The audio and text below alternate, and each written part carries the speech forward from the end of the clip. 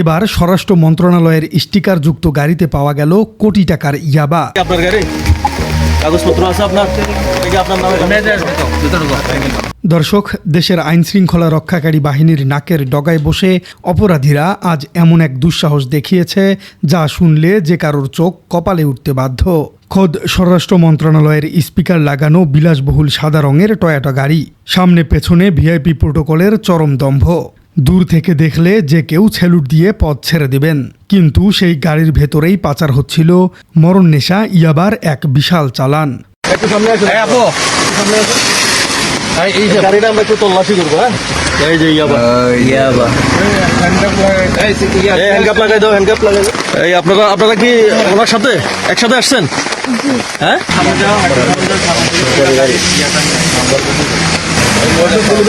বুধবার সকাল 7:30টায় কক্সবাজারের রামু রাবার বাগান এলাকায় ঠিক এমনই এক অবিশ্বাস্য এবং শ্বাসরুদ্ধকর অভিযান চালিয়েছে মাদকদ্রব্য নিয়ন্ত্রণ অধিদপ্তর।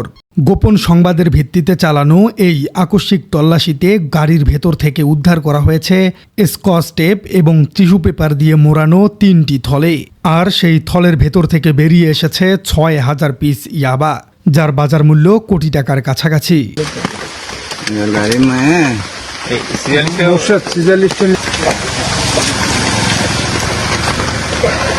এই যে ইয়াবা। হ্যান্ডকাপ লাগাই দাও, হ্যান্ডকাপ লাগাই দাও। ঠিক আছে। অপরাধীদের দুঃসাহস আজ এমন এক পর্যায়ে পৌঁছেছে যে তারা এখন সরাসরি রাষ্ট্রের সর্বোচ্চ ক্ষমতার প্রতীককে নিজেদের ঢাল হিসেবে ব্যবহার করছে। সবচেয়ে বড় চমকের জায়গাটি হলো এই পাচারকারী চক্রের অভিনব এবং ধূর্ত কৌশল।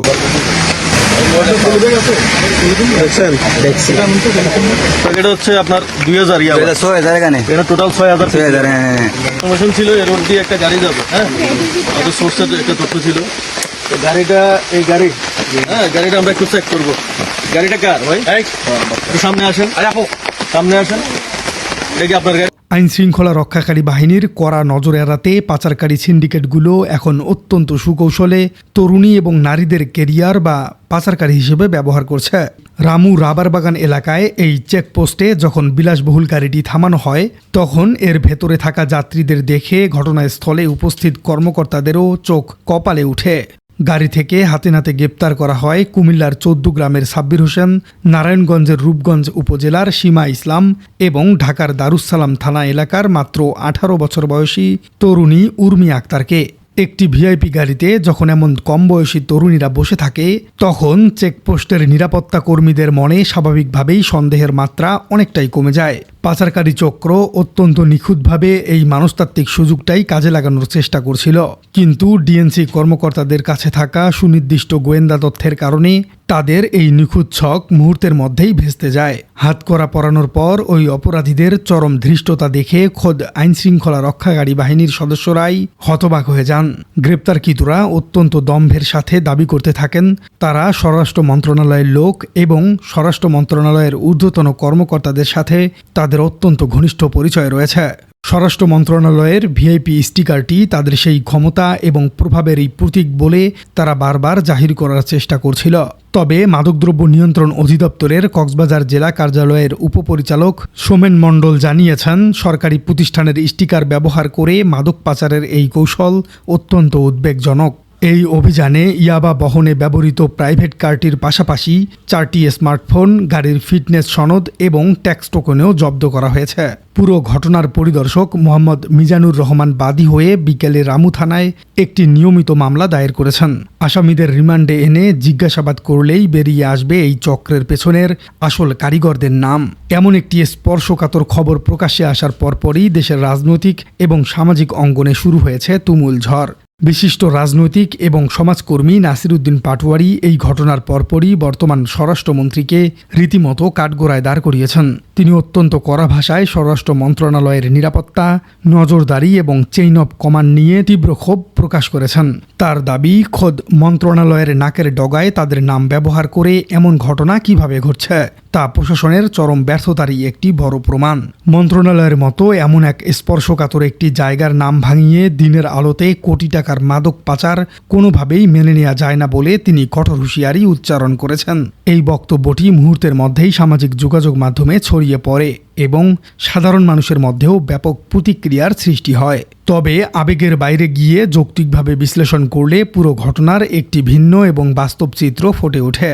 এই ঘটনার জন্য সরাসরি স্বরাষ্ট্র মন্ত্রণালয় বা স্বরাষ্ট্রমন্ত্রীকে দোষারোপ করাটা এখন পুরোপুরি যৌক্তিক নয়। দেশের নীলক্ষেত বা বিভিন্ন জায়গা থেকে কম্পিউটারে ভুয়া স্টিকার বানিয়ে গাড়িতে লাগানো অপরাধীদের জন্য কোনো কঠিন কাজ নয়।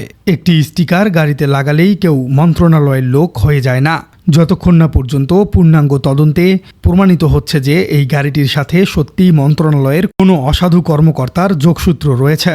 ততক্ষণ পর্যন্ত এটিকে একটি অপরাধীদের ধোঁকাবাজি হিসেবেই ধরে নিতে হবে।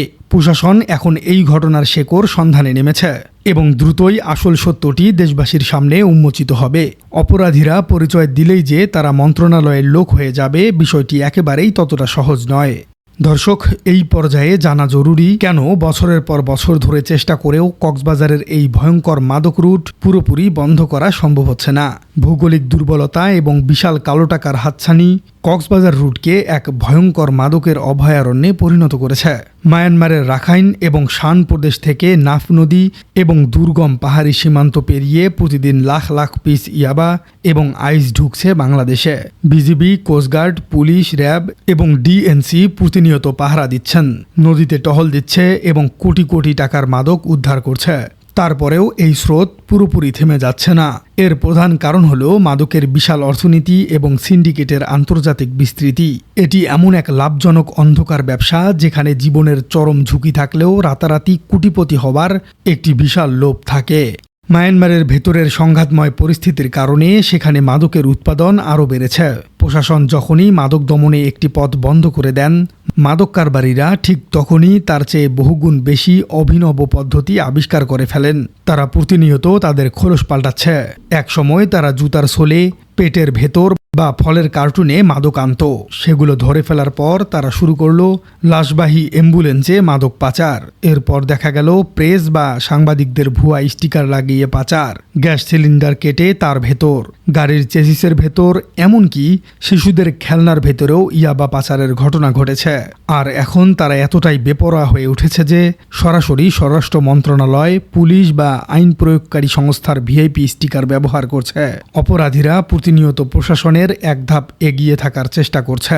এই ইঁদুর বিড়াল খেলায় প্রশাসন অনেক সময় হিমশিম খেয়ে যায়, কারণ কারবারিরা প্রযুক্তির ব্যবহারেও এখন অনেক বেশি স্মার্ট। ক্যামেরার সামনে যাদের হাত করা পরা অবস্থায় দেখা যায়, তারা মূলত এই বিশাল অন্ধকার জগতের অতি ক্ষুদ্র একটি অংশ মাত্র। রামুতে গ্রেপ্তার হওয়া সাব্বির, সীমা বা উর্মিরা এই ব্যবসার মূল হোতা নন। এরা হলো নিছকেই কেরিয়ার বা বহনকারী। পর্দার আড়ালে বসে থাকা আসল গডফাদার বা মাস্টার মাইন্ডরা সবসময়ই ধরাছোঁয়ার বাইরে থেকে যায়। সবশেষে একটি ধ্রুব সত্য হলো, মাদক নামক এই নীরব ঘাতক তরুণ প্রজন্ম এবং দেশের ভবিষ্যতের সম্ভাবনাকে তিলে তিলে ধ্বংস করে দিচ্ছে। এই অদৃশ্য ঘাতকের হাত থেকে সমাজকে বাঁচাতে হলে কেবল প্রশাসনের দিকে তাকিয়ে থাকলেই চলবে না, বরং সর্বস্তরের মানুষকে আরও বেশি সজাগ এবং সচেতন হতে হবে। প্রিয় দর্শক, স্বরাষ্ট্র মন্ত্রণালয়ের স্টিকার লাগিয়ে দামি গাড়িতে করে মাদক পাচারের এই ঘটনাটিকে আপনি কিভাবে দেখছেন? কমেন্টে জানিয়ে দিন আপনার মূল্যবান মতামত।